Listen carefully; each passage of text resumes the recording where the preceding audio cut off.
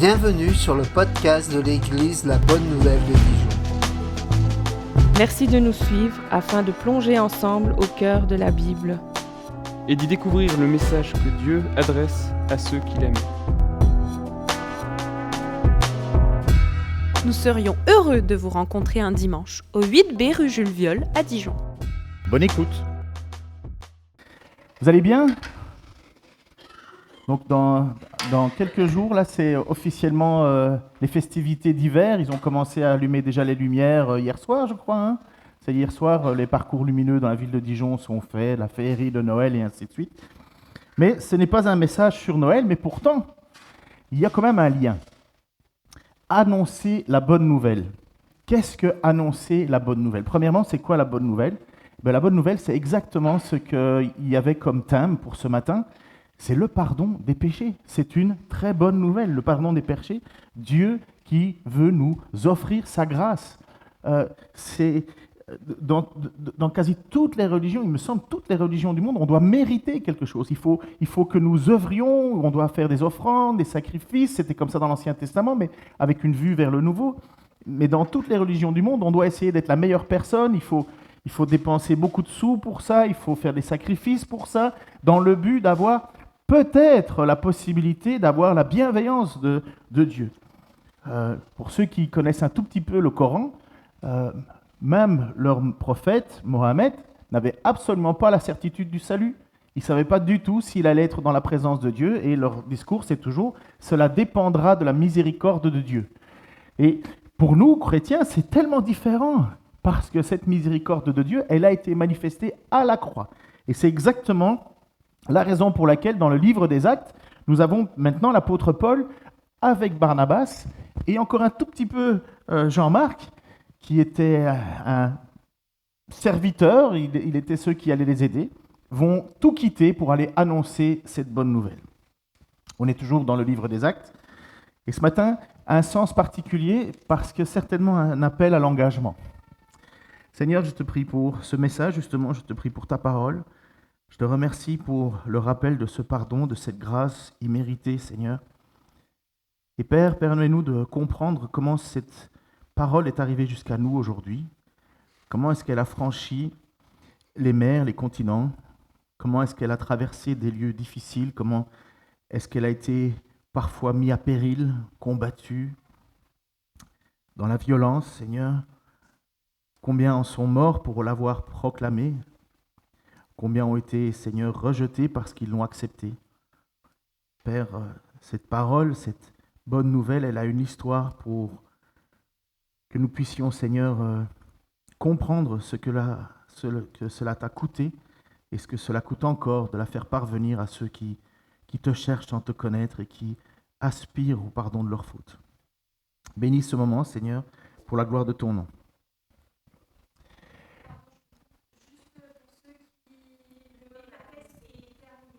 Ah, le bêta-test, c'est fini ?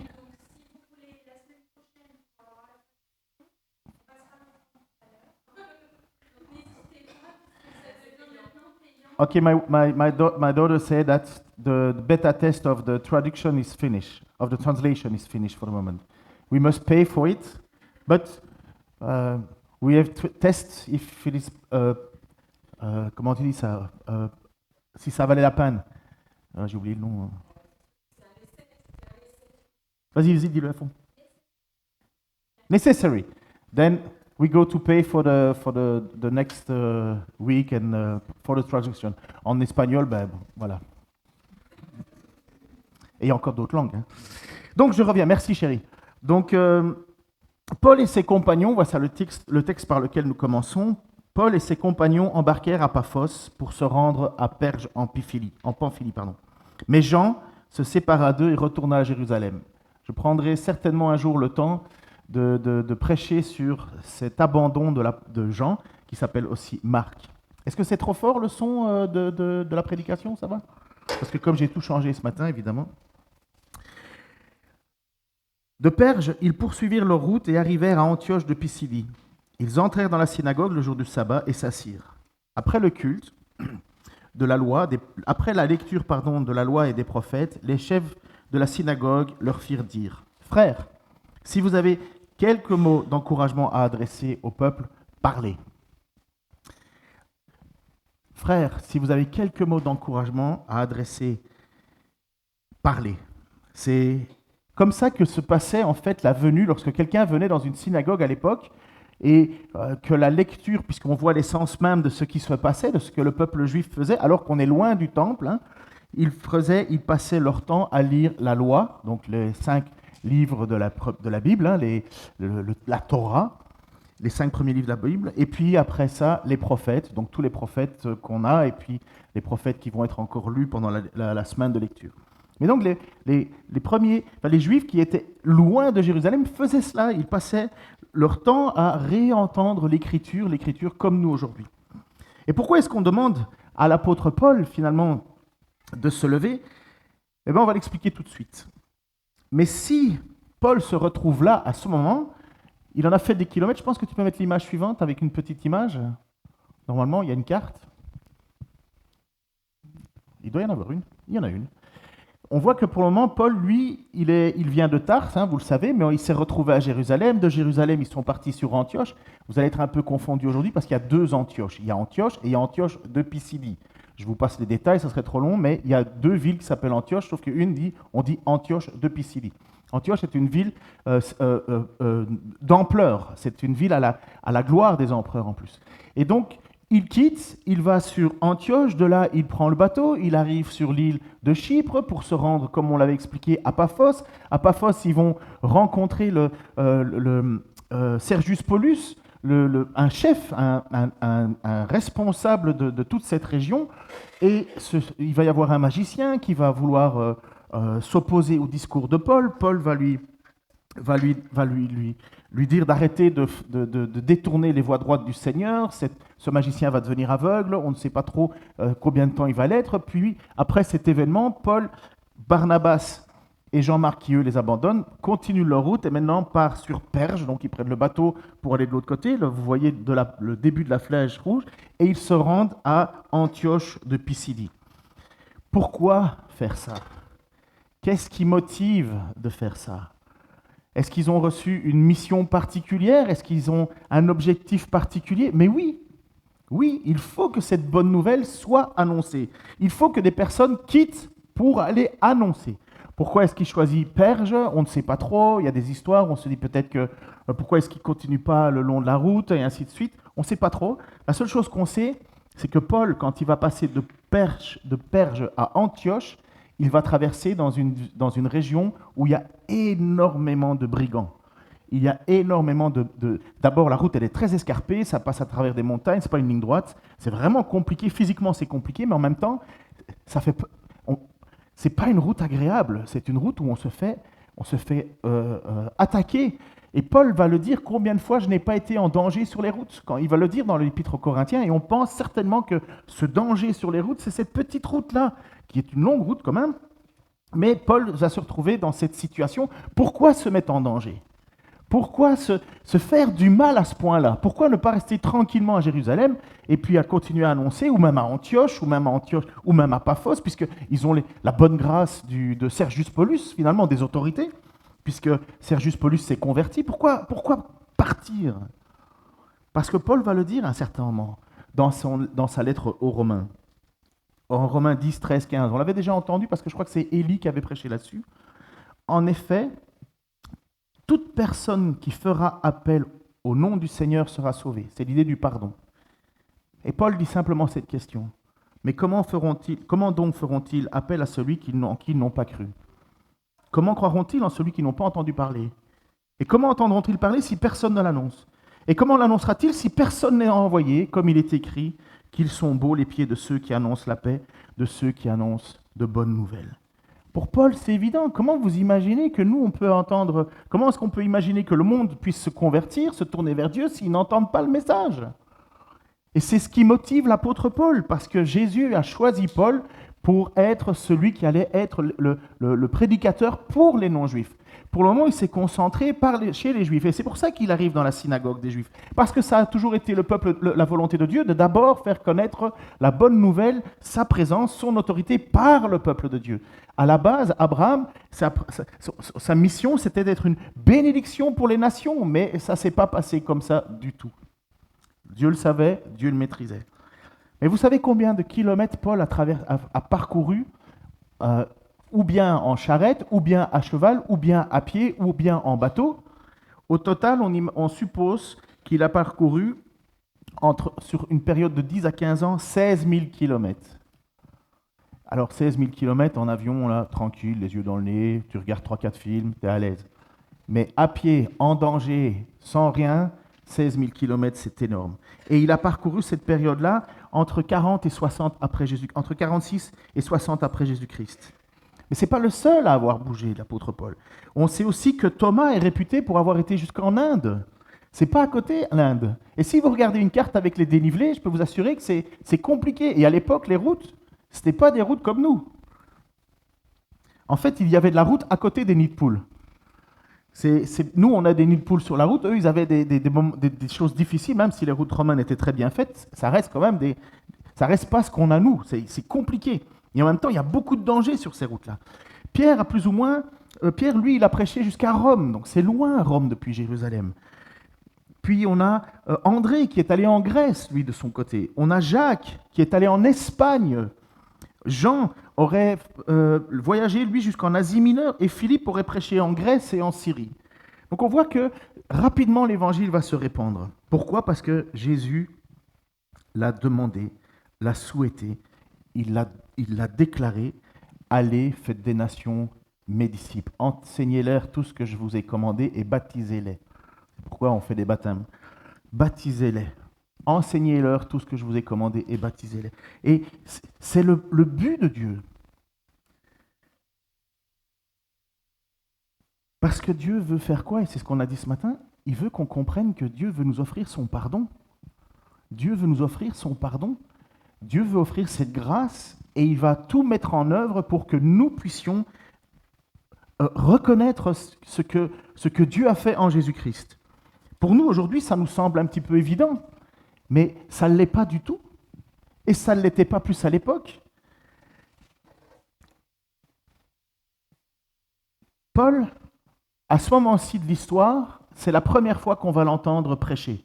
C'est la première fois que Paul va prendre la parole ouvertement. Alors, il aura certainement prêché avant, hein. Il n'était pas muet avant cela, mais c'est la première fois qu'on a Paul, on a le texte clairement de sa prédication, et puis vous allez voir dans le livre des Actes, tout va être centré sur Paul maintenant. Au début, c'était sur Pierre, le début de l'Église, et puis on avait une petite lumière qui était mise sur Paul, et puis on revenait à Pierre, et puis maintenant on est clairement dans l'histoire de l'apôtre Paul. Pourquoi ? Parce que ce que Dieu veut nous faire comprendre, c'est que ce message, il n'est pas que pour les Juifs. Ce message, il est pour les nations. Mais c'est un bouleversement. Les Juifs n'ont pas compris ça, hein. Il faut comprendre que pour eux, pour les Juifs de l'époque, et même encore aujourd'hui, hein, c'est eux le peuple élu, et tous les autres, débrouillez-vous. C'est vraiment l'idée, selon eux, que eux, ils ont la grâce et la chance d'être le peuple élu, Dieu est avec nous, et tout le reste, allez brûler en enfer.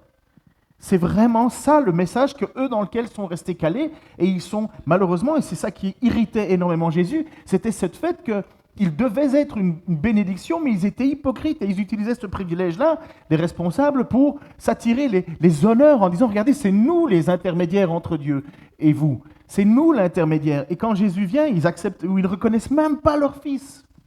Le Fils de Dieu. Ils ne reconnaissent même pas Dieu. Alors qu'en lisant dans leurs textes, ils savaient très bien qu'il devait arriver. C'est exactement ce que Paul va mettre en lumière en ce moment-ci.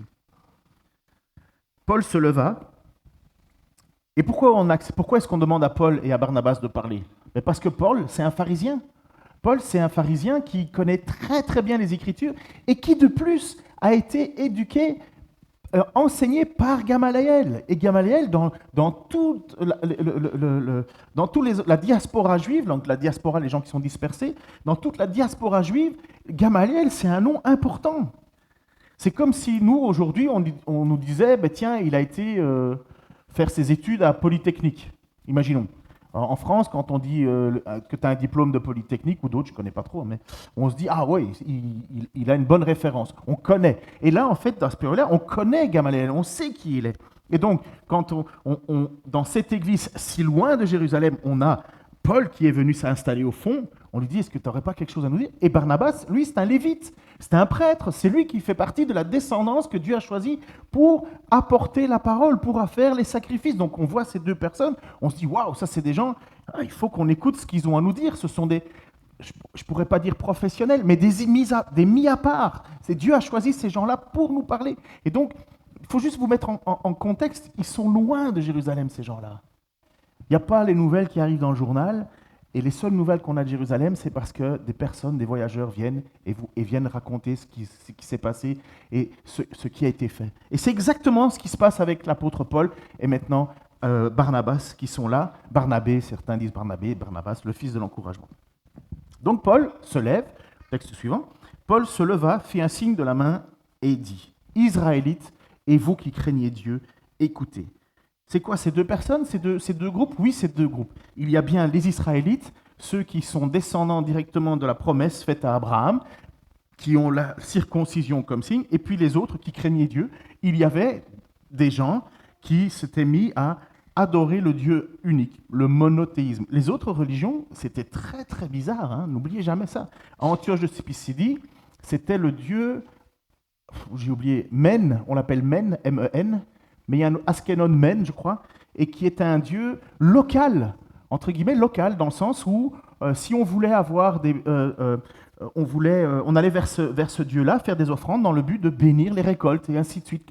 Je vous assure que ça existe encore aujourd'hui, ces choses-là. On va aller regarder les documentaires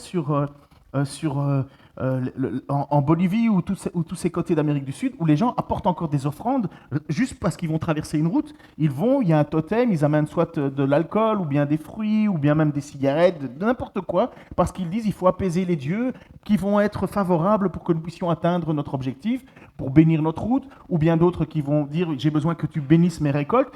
Et donc là, vous aviez un dieu local à ce moment-là. Et malheureusement, beaucoup de Juifs sont tombés aussi dans cette mélange de on va adorer l'Éternel, mais on va quand même aussi s'assurer que le Dieu local est avec nous. Et rien de nouveau sous le soleil. Donc Paul se lève la main, donc ça c'est un signe plutôt grec, où il lève la main, ça ne se passait pas comme ça vraiment, il lève la main et il dit écoutez. Il prend autorité quelque part. Et il va faire une prédication, sa première prédication que nous on a, en 3 points. Premier point, la préparation historique à Jésus. Comment est-ce qu'on arrive jusqu'à Jésus? C'est qui cet homme? La deuxième chose, l'histoire de Jésus. Qu'est-ce qui s'est passé à Jésus à Jérusalem? Et puis la troisième partie, l'appel à Jésus. Qu'est-ce qu'on va faire maintenant avec cette nouvelle? La préparation historique de Jésus, c'est du verset 17 à 25 qu'on va lire. Ça va, vous êtes encore avec là? Parfait. Le Dieu de ce peuple, d'Israël, a choisi nos ancêtres. Il a fait grandir le peuple pendant son séjour en Égypte et il en a fait ressortir par sa puissance.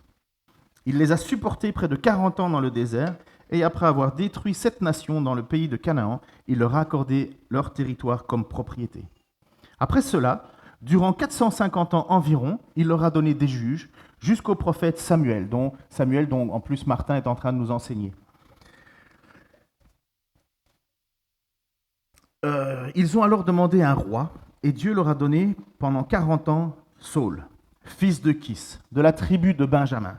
Certainement ce qui a donné le nom de l'apôtre Paul, qui s'appelait autrefois Saul, c'est peut-être inspiré de cela. Puis il l'a rejeté, puis il l'a rejeté, ce fameux roi, et leur a donné pour roi David, auquel il a rendu ce témoignage. J'ai trouvé David, fils d'Isaïe, un homme selon mon cœur, qui accomplira toutes mes volontés. Ce petit passage-là, c'est la clé. J'ai trouvé David, fils d'Isaïe, un homme selon mon cœur, qui accomplira toutes mes volontés. C'est de la descendance de David que Dieu, conformément à sa promesse, a amené à Israël un sauveur, qui est Jésus. Pour l'apôtre Paul, il veut clairement faire comprendre, le roi David avait promis une descendance, on va le voir, c'est Jésus. Avant sa venue, Jean avait prêché le baptême de repentance à tout le peuple d'Israël. Et lorsqu'il terminait sa course, Jean disait, « Je ne suis pas celui que vous pensez, mais le voici qui vient après moi, et je ne suis pas digne de détacher ses sandales. » Vous voyez ce petit passage-là, c'est ce qu'on vient de lire, c'est l'apôtre Paul qui fait un bref passage historique de pourquoi Jésus. Il va nous parler en filigrane d'Abraham, quand il commence en disant le Dieu de ce peuple d'Israël, le Dieu de ce peuple Israël a choisi nos ancêtres. C'est l'appel d'Abraham. Abraham, quitte ton pays, va dans le pays où je te montrerai. Ça commence avec là. La circoncision commence avec Abraham. Le peuple juif commence avec Abraham. Bien que si on veut être plus précis, ça commence plus tôt encore. Mais c'est à ce moment-là, quand Paul parle des ancêtres, tout le monde sait qu'on parle d'Abraham en ce moment-là. Et puis quand il dit, il a fait grandir ce pays, ce peuple pendant son séjour en Égypte, et puis il l'a fait sortir avec sa puissance. Rentrer dans le pays d'Égypte, c'est qui? Vous savez, il y a un film Disney en plus. Joseph.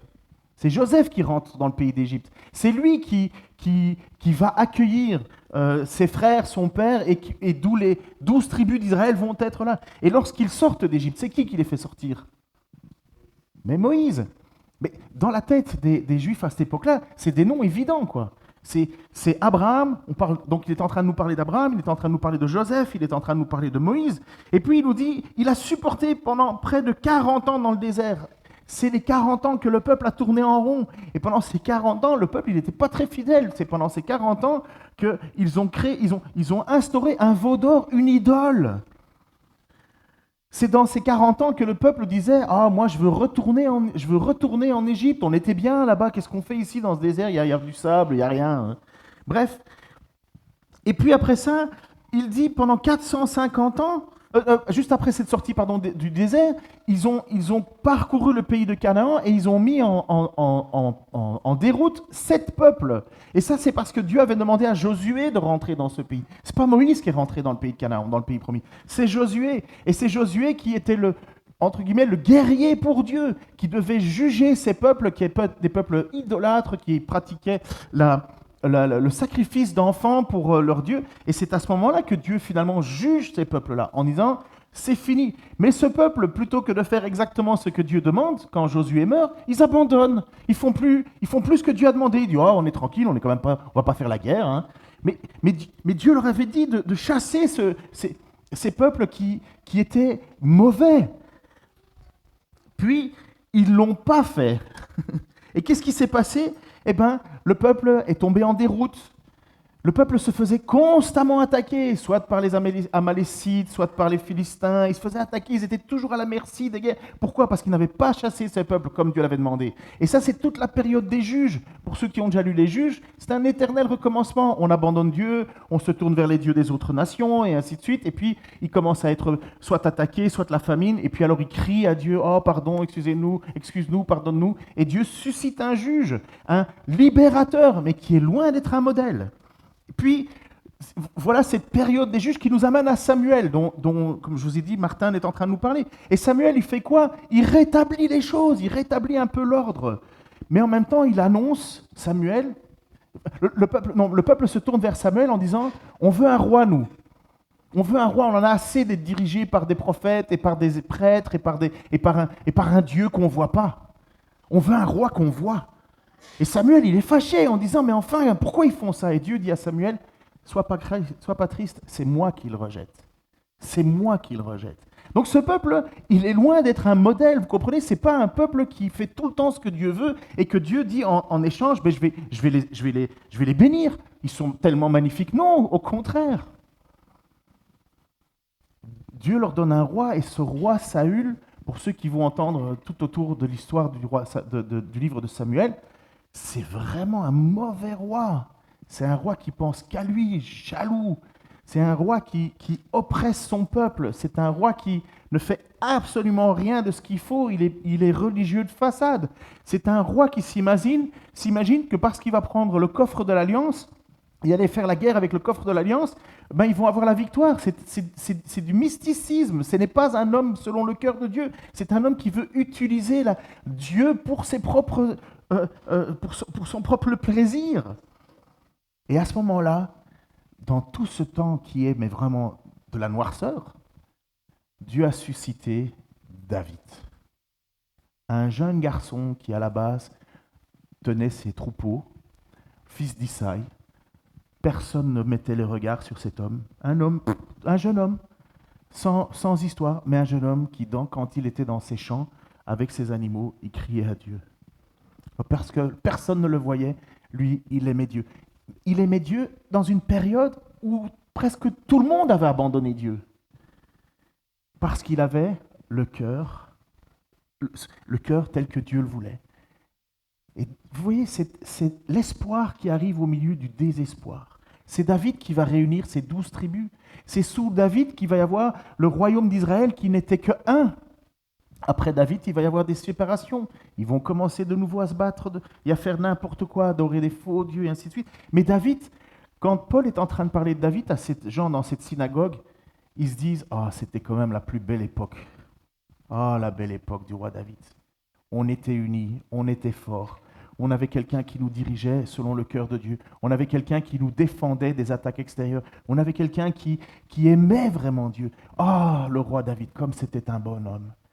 S'il pouvait revenir. » Et quand Paul parle, il dit, vous savez, le roi David, il nous a dit qu'il aurait une descendance. Et c'est ça que Paul veut amener les gens en disant, mais vous savez, ce Jésus, c'est de la descendance de David que Dieu, conformément à sa promesse, a amené en Israël un sauveur, qui est Jésus. N'oubliez pas, les Juifs, là, ils sont sous l'occupation des Romains, après avoir été occupés par les Grecs avant ça. Ce n'est pas un peuple fort, c'est un tout petit peuple. Et là, ils attendent un sauveur. Avant sa venue, parce qu'il parle de Jean-Baptiste, tout le monde est au courant de Jean-Baptiste à ce moment-là. Pourquoi ? Parce que ça faisait 400 ans qu'il n'y avait pas eu de parole prophétique. Il n'y avait personne qui s'était levé pour annoncer la venue. Après le livre de Malachie, il y a 400 ans où vous n'avez pas de prophète envoyé par Dieu. Vous avez des faux prophètes, mais Dieu ne parle plus à son peuple. Dieu n'intervient plus. Le peuple est là dans la misère. Et pendant ces 400 ans, invasion des Romains. Et de nouveau, quand Jean-Baptiste apparaît, c'est l'occupant qui est là. Et tout le monde va vers Jean-Baptiste à ce moment-là. Pourquoi ? Dans quel but ? Dans le but des partants. Avant sa venue, Jean avait prêché le baptême de repentance à tout le peuple.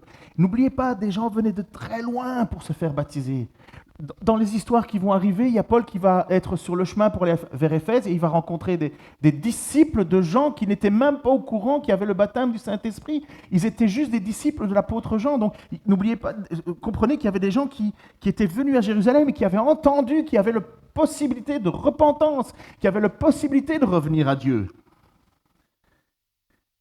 Et quand Jean, on l'interroge, les personnes disent « mais c'est lui le Messie ». Et Jean dit « non, c'est pas moi le Messie ». Lorsqu'il terminait sa course, donc à la fin de son ministère, Jean disait « je ne suis pas celui que vous pensez ». Il pense à qui ? À ce fameux descendant du roi David. « Mais le voici après moi et je ne suis pas digne de détacher ses sandales ». Voyez comment Paul trace le chemin pour arriver à Jésus en y incluant l'espoir du roi David. Et avec en même temps cette image de dire, mais vous voyez, Jean-Baptiste, c'est vrai qu'il a attiré les foules, il a appelé un baptême de repentance, mais ça n'a pas été le changement encore, ça a été la préparation au changement. Jean-Baptiste a dit avec humilité, je ne suis pas celui que vous pensez, mais le voici qui vient après moi, et je ne suis pas digne de détacher ses sandales. Mes amis, détacher une sandale, c'est se mettre par terre au pied de quelqu'un. Et Jean-Baptiste était vu par le peuple entier comme étant celui qui allait amener enfin la délivrance. Et lui dit, vous croyez que je suis quelqu'un ?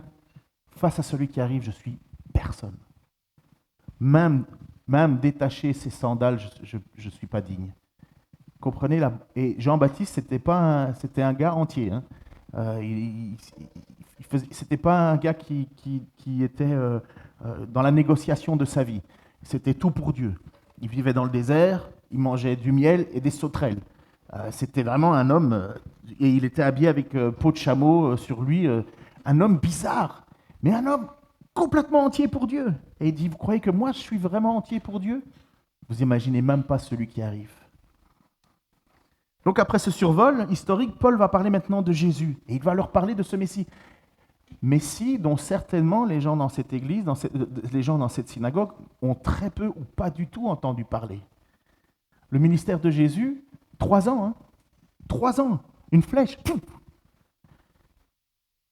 Et puis maintenant, c'est après ce que Jésus a accompli que Paul est envoyé avec Barnabas et ils vont aller parler à cette synagogue qui, eux, sont toujours avec ce Jean-Baptiste en tête. Et Paul va leur parler de ce fameux homme dont Jean-Baptiste n'est pas digne de détacher les sandales. Mes frères, descendants d'Abraham, et vous qui craignez Dieu, c'est à vous que ces paroles de salut ont été envoyées. C'est à vous que ces paroles de salut sont envoyées. On est à Antioche de Pisidie, on est très loin de Jérusalem. Paul est en train de dire, cette bonne nouvelle, je vous l'envoie de la part de Dieu. Missionnaire. En effet, les habitants de Jérusalem et leurs chefs n'ont pas reconnu qui était Jésus, mais en le condamnant, ils ont accompli les paroles des prophètes qu'on lit chaque sabbat. Bien que n'ayant rien trouvé en lui qui mérite la mort, ils ont demandé à Pilate de le faire mourir. Après avoir accompli tout ce qui est écrit à son sujet, ils l'ont descendu de la croix et l'ont déposé dans un tombeau. Mais Dieu l'a ressuscité. Waouh, juste cette phrase-là. Mais Dieu l'a ressuscité. Et il est apparu pendant plusieurs jours à ceux qui étaient montés avec lui de la Galilée à Jérusalem et qui sont maintenant ses témoins auprès du peuple. Donc ils sont encore vivants. Ils sont là. Vous pouvez leur demander que Jésus est ressuscité. Et nous vous annonçons cette bonne nouvelle, la promesse faite à nos ancêtres. Dieu l'a accomplie pour nous, leurs descendants, en ressuscitant Jésus, conformément à ce qui est écrit dans les psaumes 2. Tu es mon fils, je t'ai engendré aujourd'hui. Il l'a ressuscité, de telle sorte qu'il ne retournera pas à la décomposition. Et c'est ce qui est écrit, c'est ce qu'il a déclaré en disant « Je vous donnerai les grâces saintes et sûres promises à David ». C'est pourquoi il dit encore ailleurs « Tu ne permettras pas que ton sein connaisse la décomposition ». Or, après avoir, dans sa propre génération, été au service de la volonté de Dieu, David est mort et a rejoint nos ancêtres et a connu la décomposition. En revanche, celui que Dieu a ressuscité ne l'a pas connu. Pourquoi est-ce que Paul parle de ça ? Mais parce que le modèle absolu du sauveur dans l'esprit des Juifs, c'est David. Le modèle absolu du sauveur, c'est David. Sauf que Dieu dit, Paul est en train de leur dire, vous savez, David, oui, c'était un homme qui était un sauveur quelque part, mais il est mort. C'est fini. Il est en décomposition, il pourrit. C'est ça qu'il est en train de dire. Il a reju ses ancêtres, il a retourné à ses ancêtres, parce que voilà, c'était un sauveur temporaire. Mais moi, je vous parle d'un sauveur qui a vaincu la mort, qui est ressuscité. C'est pas commode, hein ? En fait, c'est juste scandaleux même. Quoi ? Un sauveur qui meurt ? Quel genre de sauveur qui meurt ? Un sauveur, il fait mourir, il ne meurt pas. À la fin, on ne veut pas un super-héros qui meurt, on veut un super-héros qui gagne et qui a tué tout le monde.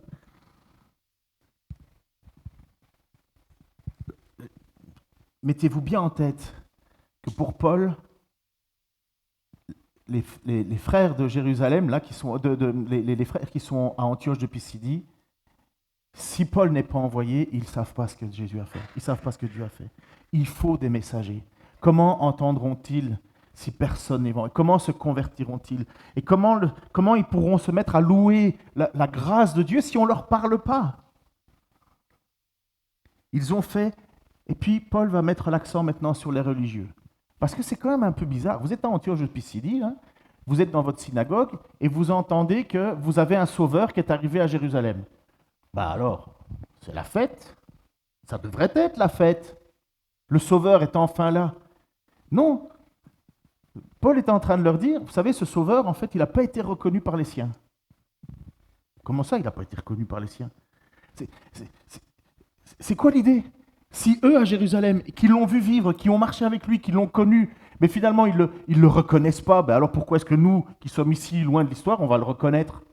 Pourquoi est-ce que nous, on aurait confiance dans ce Jésus, alors que eux qui étaient là-bas, ils n'ont pas eu confiance ? Parce qu'il fallait que s'accomplissent les prophéties. Il fallait que s'accomplisse le fait qu'ils n'ont pas mis leur confiance et qu'ils ont rejeté le salut. Parce que Dieu a toujours manifesté sa fidélité et le peuple a fait quoi en échange? Toujours manifesté son infidélité.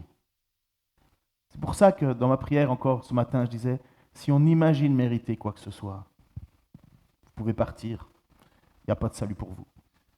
Celui qui croit qu'il mérite d'être sauvé, oublie. Tu peux t'en aller. Parce que Christ a été très très dur avec ces gens-là qui pensaient mériter le salut. Par contre, si vous reconnaissez que vous êtes pécheur et que vous-même, si avec la meilleure volonté du monde, vous n'y arrivez pas, mais que vous avez besoin de la grâce de Dieu, prenons la scène ensemble. Parce que c'est ça que Dieu a accompli. On l'a crucifié, on l'a mis sur du bois. À l'époque, maudit celui qui était pendu au bois, c'était une malédiction pour un juif d'être pendu au bois. On l'a crucifié et on l'a mis dans un tombeau. Et là, c'est là où il y a le paradoxe. On l'a mis dans un tombeau, un crucifié. Normalement, un crucifié, vous savez ce qu'on faisait avec? On jetait ça dans une fosse. La géhenne. Vous avez déjà entendu parler de la géhenne? La géhenne, c'était un lieu en fait en arrière à Jérusalem où finalement on brûlait toutes les ordures. Et puis il y avait ça pour les ordures, mais en même temps il y avait des fosses communes. Et un crucifié, on ne le mettait pas dans un tombeau. Un crucifié, on le met dans la fosse commune. On le laisse pourrir. Et qu'est-ce qui nous dit le texte? Prophétie qui s'est accomplie. Ésaïe 53, 9.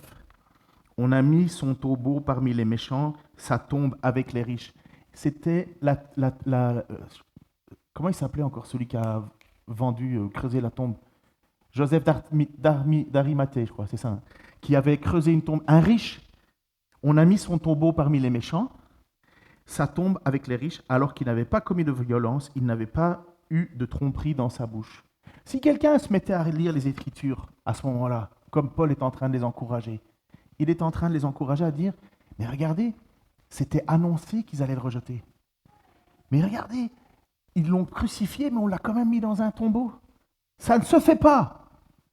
Nous, aujourd'hui, on n'a pas le droit de mettre quelqu'un en dehors d'un cimetière. Tu ne peux pas enterrer ta famille, à part ton chat à la limite, mais tu ne peux pas enterrer qui que ce soit dans ton jardin. C'est interdit. La loi l'interdit. À l'époque, la loi interdisait de mettre un crucifié dans un... Enfin, pour les Juifs, c'était un scandale. Mais voilà que là, la parole de Dieu s'accomplit. Ça doit tilter normalement à l'oreille. Et le point culminant de la prédication de Paul à ce moment-là, ce n'est pas le rejet de Jésus. Non, c'est la gloire de la résurrection. Jésus a été vu vivant pendant 40 jours par plus de 500 personnes et qui sont encore, au moment où Paul est en train de prêcher à Antioche de Pisidie, qui sont encore vivants. On peut encore aller les interroger. Nous vous annonçons cette bonne nouvelle. Dieu a tenu sa promesse, il l'a accompli en ressuscitant Jésus, comme le déclarent les Écritures, comme David l'avait annoncé. Et David, lorsqu'il annonce là, il ne parle pas de lui, car nous savons que David est mort, que David il est décomposé, il n'y a plus de David, c'est fini. Non, ce n'est pas David qui devait revenir à la vie, c'est son descendant, c'est Jésus. Et puis alors, la transition, le dernier point, l'appel de Jésus, l'appel à Jésus. Donc il continue son discours. Sachez-le donc, frères, c'est par lui que le pardon des péchés vous est annoncé. C'est par lui que toute personne qui croit est libérée de toutes les fautes dont vous ne pouviez pas être libérés par la loi de Moïse. Je répète, Paul, point culminant. Pourquoi est-ce que Paul fait des kilomètres et des kilomètres et des kilomètres pour aller annoncer? Parce que c'est ça la bonne nouvelle, c'est ça l'évangile. C'est par lui que le pardon des péchés vous est annoncé et c'est par lui que toute personne qui croit est libérée de toutes les fautes. Ce n'est pas libéré de certaines fautes, c'est de toutes les fautes dont vous ne pouviez pas être libérés par la loi de Moïse. Pourquoi est-ce qu'on dit clairement qu'on ne peut pas être sauvé par les mérites? Parce que la loi de Moïse, c'est d'obéir fidèlement et totalement à la parole de Dieu. Dieu a dit, premier commandement, tu aimeras ton Dieu de tout ton cœur, de toute ta force, de ta pensée. Tu n'as pas le choix.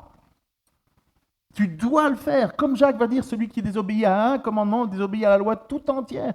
En fait, la loi, c'est ça que Paul va dire dans l'Épître aux Romains, la loi, elle est là, non pas pour nous permettre de gagner le ciel. La loi, elle est là pour nous montrer qu'on est incapable de gagner le ciel.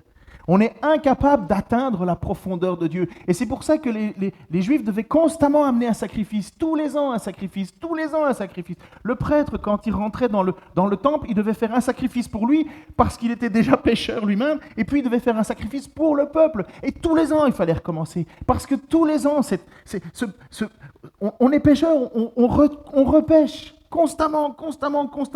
Et Jésus, lui, est cette fameuse promesse.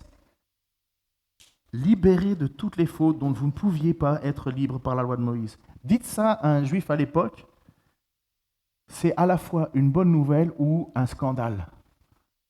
C'est un scandale pour celui qui se croit être supérieur. Et c'est une délivrance pour celui qui dit « je n'arriverai jamais à plaire à Dieu ». Je n'arriverai jamais à plaire à Dieu. J'ai envie de plaire à Dieu, mais je n'y arrive pas. J'ai envie de marcher selon la volonté de Dieu, mais je n'y arrive pas. Oh, il faudrait que je fasse plus ceci, plus cela, il faudrait que je fasse moins de ceci, moins de cela, moins de cela. Et au final, fin de mois, bilan, 0, nul, moins 1000. Incapable. Ainsi, waouh, Paul revient avec son discours. Faites attention qu'il ne vous arrive pas ce qui est dit dans les prophètes. Regardez, vous qui êtes pleins de mépris. Soyez étonnés d'irresparaissez, car je vais faire à votre époque une œuvre que vous ne croiriez pas si on vous la racontait. Vous voyez toujours cette idée de supériorité, ceux qui ont des mépris. Mépris pourquoi? Du mépris pour un Messie né dans une crèche?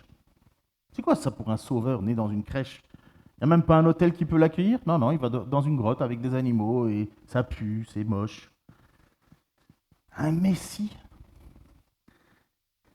un sauveur rejeté par Jérusalem. À Jérusalem, ils n'ont pas reconnu que c'était le sauveur. Et nous, on devrait reconnaître que c'est le Messie. Alors si les responsables de Jérusalem, là où se trouve le temple, on ne le reconnaît pas, qu'est-ce que c'est que pour un Messie? Un sauveur pendu au bois, un sauveur qu'on crucifie, qu'on flagelle, qu'on voit nu sur une croix, parce qu'ils étaient nus, hein. Il ne faut pas s'imaginer que les peintures qu'on a sont la fidélité de la représentation. Il était nu, un sauveur nu sur lequel on peut cracher, un Dieu sur lequel on peut mépriser. Oh, c'est ça un sauveur? Non, c'est méprisable. Et Paul redit à ses responsables, regardez vous qui êtes plein de mépris. Soyez étonnés et disparaissez. Disparaissez, ça veut dire Dieu les rejette. Car je vais faire à votre époque une œuvre que vous ne croiriez pas si on vous le racontait. Et voilà le point qui nous unit, nous et eux à l'époque. Ils n'ont pas vu Jésus. Ils n'ont que les lois et les prophètes qui annonçaient le Messie. Et est-ce qu'ils vont croire dans ce que l'on leur annonce? Pourquoi est-ce qu'ils vont croire à cette histoire? Pourquoi est-ce qu'ils croiraient finalement qu'un homme est mort, puis ressuscité, d'abord mis en compote, et puis méprisé, et puis après ça ressuscité? Il est où là? Regarde, les Romains sont toujours là, à Jérusalem on est toujours sous l'emprise de Rome. Il est où la libération? Elle est où la libération? Oui, mais c'est de vos péchés que Dieu veut vous libérer. C'est de vos fautes que Dieu veut vous libérer. C'est pas du monde dans lequel vous êtes, c'est de vos fautes. Et il y aura, et il y a eu, et il y aura toujours du mépris pour ce genre de message. Combien de fois vous avez annoncé l'évangile autour de vous, cette bonne nouvelle, et des gens vont vous regarder avec du mépris. Mais d'autres ont placé leur foi, d'autres ont cru, sans avoir vu. Lorsqu'ils sortirent de la synagogue des Juifs, les non-Juifs les invitèrent à parler du même sujet le sabbat suivant. C'est qui est touché? Lorsqu'ils sortirent de la synagogue des Juifs, les non-Juifs les invitèrent à parler du même sujet le sabbat suivant. Quand l'assemblée se dispersa, un peu comme si nous on sort du culte, beaucoup de Juifs et de non-Juifs pieux, qui avaient vraiment le souci de plaire à Dieu, convertis au judaïsme, suivirent Paul et Barnabas et s'entretenirent avec eux et les convainquirent de rester attachés à la grâce de Dieu. Parce que tout le message que Paul a prêché, c'était quoi? Vous êtes infidèles, Dieu est fidèle. Vous êtes infidèles, Dieu est fidèle. Que va-t-il se passer par la suite? On va le verra la prochaine fois. Mais ma question ce matin, c'est pour toi. Qu'est-ce que tu vas faire de cette histoire? Comment est-ce que tu es sauvé? Est-ce que tu crois que tout cela est vrai? Est-ce que tu crois que Jésus est mort pour tes fautes, sacrifié sur une croix, non pas pour tes péchés, pas ses péchés, mais nos péchés? Est-ce que tu crois qu'il est ressuscité? Est-ce que tu crois que Dieu est vivant et que c'est grâce à son sacrifice que tu peux te relever chaque matin en pouvant dire pardon et puis Seigneur, dirige-moi, et le soir quand tu te couches, tu dis pardon et puis après ça tu dis merci parce que tu sais que le pardon est accordé et parce que tu sais que Dieu t'a encore offert la bénédiction, parce que Dieu est vivant et il marche avec nous, au milieu de nous, parce que Dieu a un projet, c'est que les nations entières entendent son message. Est-ce que tu as répondu par la foi ou par l'obéissance traditionnelle? Et pour les autres, ceux qui ont cru, la majorité, j'espère, d'entre nous qui sommes sous la grâce de Dieu, qui professent Jésus comme Seigneur et Sauveur, que fais-tu pour que ce message arrive à la multitude? Que fais-tu, toi, pour que ce message arrive à d'autres? Tu fais quoi? On fait quoi? C'est pas fini. Jésus n'est pas revenu. On doit continuer à annoncer l'évangile.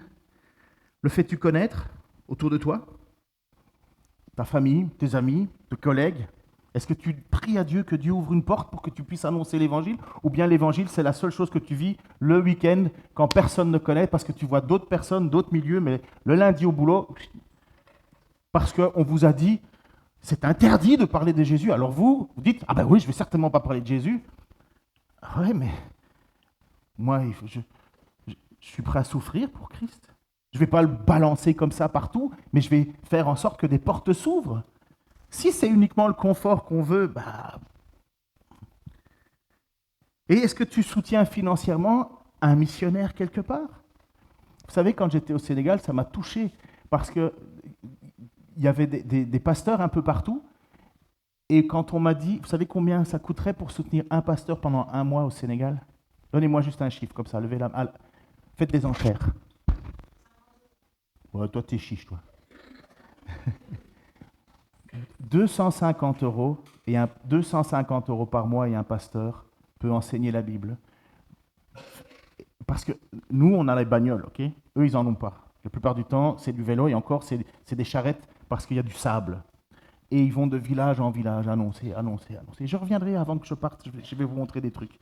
Mais quand tu entends que 250 €, tu peux soutenir un missionnaire, quelqu'un qui va prêcher l'évangile, comme Paul, qui a quitté Jérusalem pour aller en Antioche de Pisidie, qui est allé loin, on peut le faire. Je ne suis pas prédicateur. Si vous vous dites, je ne suis pas prédicateur, je ne suis pas enseignant, je ne suis pas si, mais je peux peut-être donner 10 € par mois. 10 € par mois, allez, 2 films sur Amazon. Vous pouvez le faire, on peut continuer à soutenir cette œuvre missionnaire autour de nous. On peut, et on n'est peut-être pas doué. Priez pour des ouvriers. Je suis en train de dépasser déjà de 5 minutes. Je vois déjà les profs d'école du dimanche sont là. Priez pour les ouvriers dans la moisson. Je pense que vous êtes au courant, mais je vais le réannoncer. Ma femme et moi, à partir de septembre 2026, on va quitter. Et le poids qu'il y a en ce moment sur Martin et Marion est énorme. Parce qu'eux ne se sentent pas appelés en ce moment à cette tâche-là. Et nous, on fait quoi dans cette église? On s'imagine que lui va tout prendre. Et nous, on va être tranquille. Ça va continuer à l'aise. Mais non. Ça va continuer parce que des gens vont se lever dans l'église en disant « Moi, je veux servir. Moi, je veux servir. Qu'est-ce que je peux faire ?» Commencez dans la prière. « Seigneur, qu'est-ce que je peux faire ?» Déjà, soutenir financièrement parce que ça nous prend de l'énergie. Qu'on le veuille ou non, ça prend de l'argent. L'argent, il vient pas de l'État dans une église. L'argent, il vient de vos poches, de mes poches. Et ça peut continuer à annoncer la parole parce qu'on est ensemble, soudés, unis, parce qu'on œuvre ensemble. Mais en même temps, si on veut que quelqu'un vienne un jour, un pasteur, pour venir soulager Martin le temps qu'il continue ses études, parce que Martin veut se former, et c'est une grâce qu'ils veulent le faire. Mais il faudra bien que quelqu'un vienne. Il faudra bien que quelqu'un vienne prendre la place. Mais il n'y en a pas. Alors on fait quoi? On fait exactement ce que Jésus nous a demandé. C'est mon dernier passage. Jésus parcourait toutes les villes et les villages. Il enseignait dans les synagogues, proclamait la bonne nouvelle du royaume et guérissait toute maladie et toute infirmité. À la vue des foules, il fut rempli de compassion pour elles. À la vue des foules, il fut rempli de compassion pour elles, car elles étaient blessées et abattues comme des brebis qui n'ont pas de berger. Alors il dit à ses disciples, la moisson est grande, mais il y a peu d'ouvriers. Priez donc le maître de la moisson d'envoyer des ouvriers dans sa moisson. Est-ce que juste ça, on peut le faire? On peut le faire. Prier. J'espère que depuis l'annonce de notre départ, la première chose que vous avez en tête, c'est de prier pour que Dieu nous envoie des ouvriers. Pourquoi je pars au Québec? J'ai encore fait écouter, je pense que quelques-uns, j'ai transféré la prédication. Le Québec, c'est le tiers-monde de l'Amérique du Nord au niveau, des évangéliques. Vous savez combien d'évangéliques il y a au Québec? Alors quand on parle, même pas évangélique, on parle de chrétiens de cœur, selon le cœur de Dieu, 80 000. Les États-Unis, c'est 400 millions d'habitants, 80 000. Le Québec, c'est une terre de mission, comme la France l'est aussi à certains endroits. Mais on est dans des rapports totalement différents. Le Québec, ce n'est pas le Canada, et le Québec, ce n'est pas les États-Unis, et le Québec, ce n'est pas l'Amérique du Sud, où il y a une explosion de conversions. Mais le Québec, ça reste pauvre. Mais ici aussi, ça reste pauvre. Et c'est Dieu qui dirige, c'est Dieu qui envoie, c'est Dieu qui missionne. Pourquoi? Parce qu'à un certain moment, les gens, les frères, les sœurs, toi, j'espère, tu fais exactement ce que Jésus a dit. Alors il dit à ses disciples, la moisson est grande, mais il y a peu d'ouvriers. Priez donc le maître de la moisson d'envoyer des ouvriers dans sa moisson. J'espère que jusqu'à l'arrivée d'un prochain serviteur, votre objectif, c'est de prier chaque jour. Envoie-nous quelqu'un, Seigneur. Envoie-nous quelqu'un. Parce que statistiquement, on n'est pas la meilleure offre d'emploi qu'on puisse offrir à quelqu'un, je peux vous assurer. Et j'étais en discussion avec tous les pasteurs de notre association récemment en vidéo. Il y a plein d'églises qui cherchent des pasteurs. Plein. D'abord parce que personne ne veut s'engager. Personne ne veut souffrir pour Christ. Personne ne veut dire Christ premier, moi, ma vie après. C'est comme ça, on vit dans un monde de confort. Mais, deuxièmement, parce que il y a plus de sous. Tout le monde veut un pasteur, mais vous savez c'est quoi la liste? On veut un pasteur qui vient avec son financement. Est-ce que vous accepteriez d'aller au travail et payer votre propre salaire pour aller travailler? Est-ce que vous le feriez? Mais voilà où on en est rendu. On en est là. Alors il y a des pays où ils ne savent pas se le payer. Mais nous, s'il vous plaît. Seigneur, ton amour pour nous dépassera toujours. Ton amour pour nous dépassera toujours. Et nous en sommes vraiment indignes. Je te remercie pour ta grâce, Seigneur.